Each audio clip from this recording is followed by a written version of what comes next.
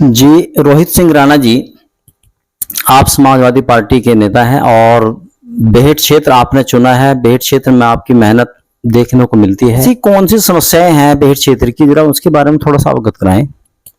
देखिए, सबसे पहले तो आपका बहुत बहुत आभार कि आपने मुझे यहाँ बोलने का मौका दिया।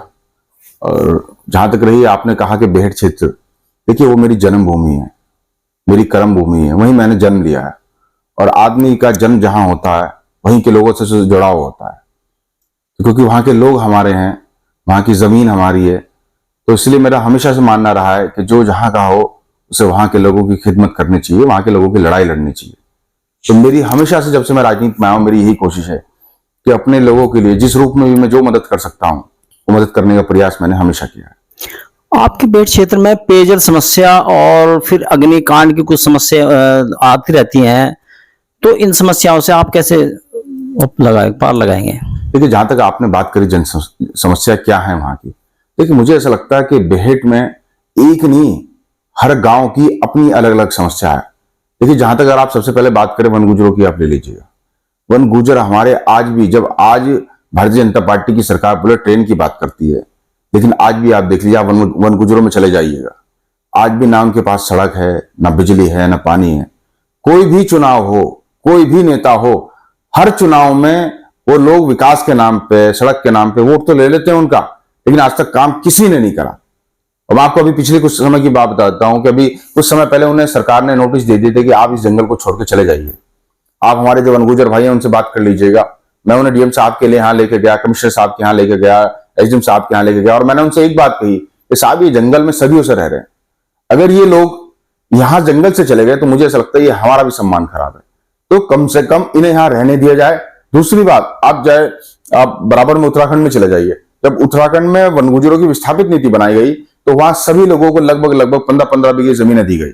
तो मैंने यही कमिश्नर साहब से कहा था कि जब तक इनकी विस्थापित नीति एक अच्छी तरीके से ना बन जाए तब तक वन गुजरों को उनके घर से बाहर ना निकाला जाए। ऐसा ही हिमाचल प्रदेश में भी जो है विस्थापित किया गया। बिल्कुल सही बात है, जैसे उत्तराखंड में विस्थापित नीति बनाई गई ऐसी हिमाचल में बनाई गई। तो जब तक सरकार के पास ऐसी विस्थापित नीति ना हो तब तक इन वन गुजरों को यहां से हटाया ना जाए। और मैंने अगली बात ये भी कही थी, मैंने वन गुजरों से कहा था कि मैं, अगर कोई भी आपको यहां से हटाने का प्रयास करेगा, वो सबसे पहला आदमी होगा जो ये बुलडोजर वाला कल्चर चल रहा है, जो सबसे पहले उसके आगे अड़ने का काम करूंगा।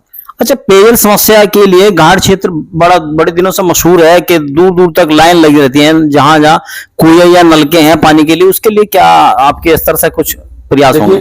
देखिए, सबसे बड़ा दुर्भाग्य यही है कि आज भी बेहट विधानसभा की जो पहचान है वो घाट क्षेत्र के रूप में है। और मैंने हमेशा यही कहा है कि आप बगल में चले जाइए, आप भगवानपुर जाके देखिए, आज वो कमर्शियल हब बन गया।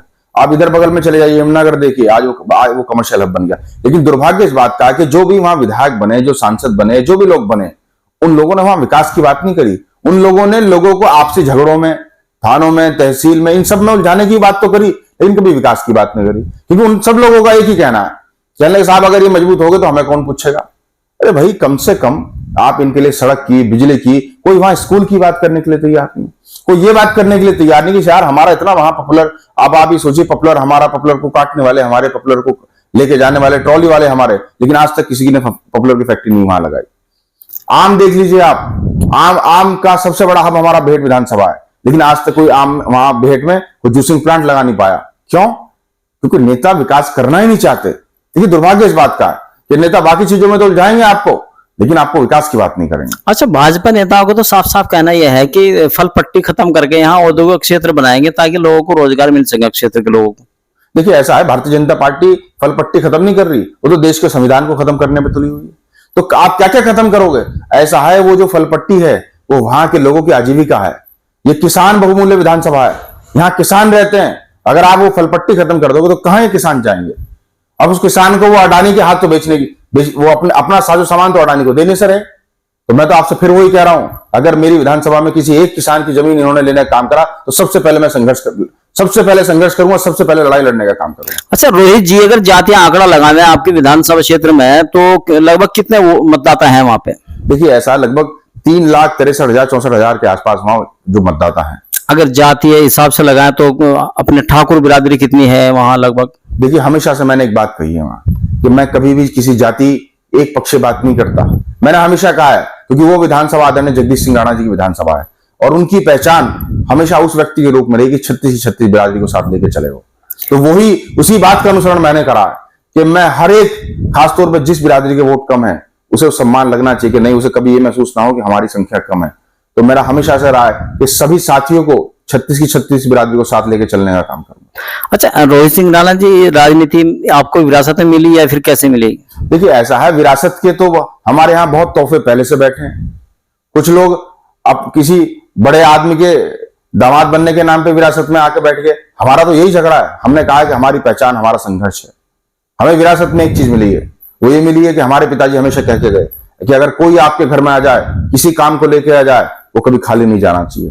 तो हमने इस विरासत को बहुत अच्छे से संभाला कि अगर कोई साथी, किसी साथी को आप किसी से पूछ ले, अगर रात के 2 बजे अगर मेरे पास फोन आया, सुबह के 6 बजे मेरे पास फोन आया, तो जहां उसने कहा वहां खड़ा होने का काम मैंने करा। ये चीज मुझे विरासत में मिली।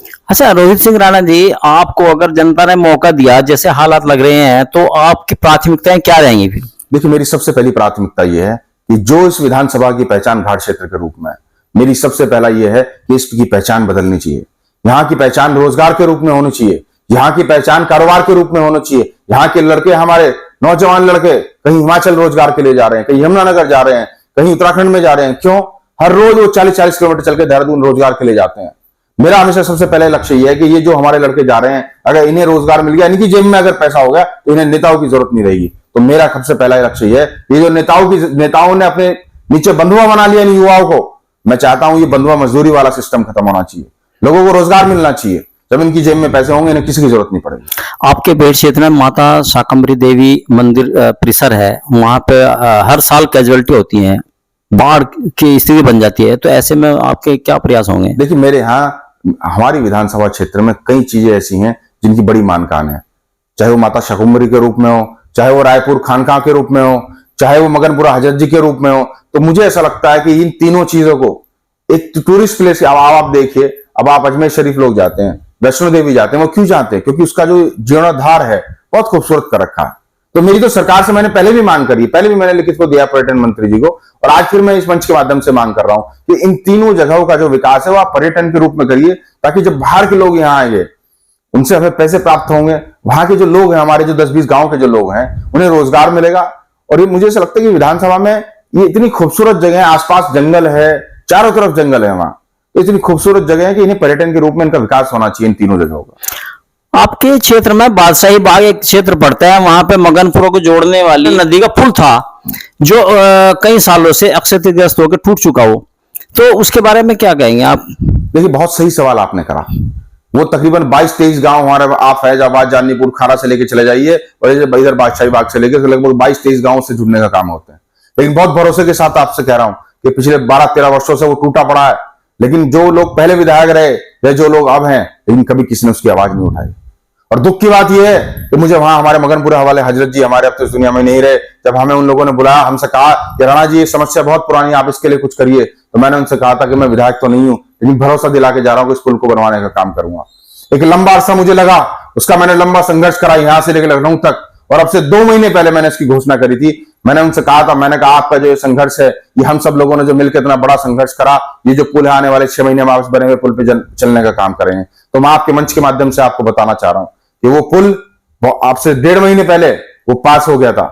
इतने लंबे संघर्ष के बाद जब मैं पिछली बार लखनऊ गया, तो मैंने उस टूटे हुए पुल पे जाके, वहीं एक साथी, हमारे पत्रकार साथी हैं शिवालिक सवेरा वाले, वहीं उन्हीं मैंने इंटरव्यू दिया था, और उन्हें जानकारी दी थी कि जो 12 वर्षों से जो काम नहीं हुआ था, वो हमने कराने का काम करा। लेकिन दुर्भाग्य इस बात का है कि जो लोग 12 वर्षों से वहीं से होकर गुजरते थे, जो वहीं बाजू में बैठ के हुक्का पीते थे, जिन्होंने 12 साल से उसकी आवाज नहीं उठाई। लेकिन जब एक आदमी, आप उठा के देख लीजिए, जब से देश आजाद हुआ, पहली मर्तबा ऐसा हुआ कि जो कोई संवैधानिक पद पे नहीं हो, लेकिन उसके बावजूद ऐसा पुल जैसा बड़ा काम कराने का काम करा मैंने।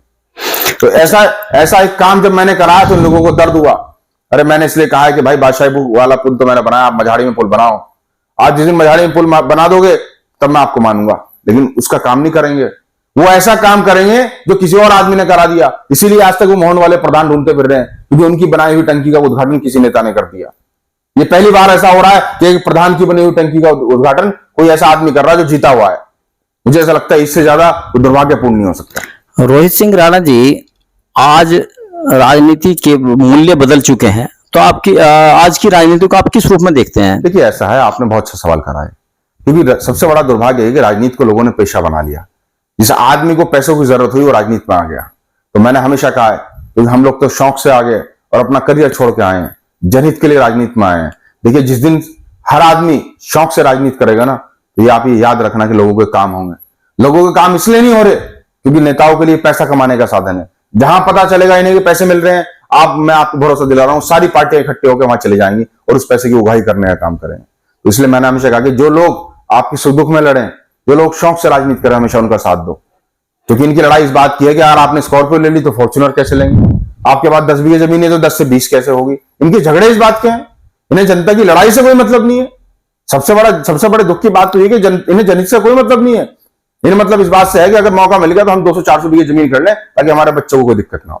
रोहित सिंह राणा जी, आप सपा सुप्रीमो अखिलेश सिंह के बहुत करीबी माने जाते हो यहाँ, तो आप रोजगार के बारे में अपने विधानसभा क्षेत्र में क्या ऐसे अवसर पैदा करोगे, क्या उसके लिए अब कोई आवाज उठाओगे ताकि वहां के लोग रोजगार से जुड़ जाएं? देखिए मैंने पहले भी कहा, हम आदरणीय अखिलेश यादव जी को मानने वाले लोग हैं, हम समाजवादी विचारधारा को मानने वाले लोग हैं, हम अखिलेश यादव जी के विजन को मानने वाले लोग हैं। और मैं आपको भरोसे के साथ कह रहा हूं, जो पिछली समाजवादी सरकार थी, उन्होंने जो हमारे साथी जो पढ़े लिखे थे उन्हें लैपटॉप देने का काम करा, जिन्हें काम नहीं मिल पाया उन्हें बेरोजगारी भत्ता देने का काम करा। तो इसलिए मैंने हमेशा कहा है कि आदरणीय अखिलेश यादव जी को मानते हुए वो जो उनका विजन था वो इस विधानसभा में लागू करने का काम करूंगा। सबसे पहले यहाँ के युवाओं के रोजगार के लिए लड़ाई लड़ेंगे। उनके पास जब रोजगार होगा, उन्हें जब रोजगार होगा उनके पास, तो उन्हें किसी की आवश्यकता नहीं होगी। तो हमारा सबसे पहला लक्ष्य यही है कि इसकी पहचान एक रोजगार देने वाले क्षेत्र के रूप में होनी चाहिए। रोहित सिंह राणा जी, आपने मानव आवाज से बात की, इसके लिए बहुत बहुत धन्यवाद।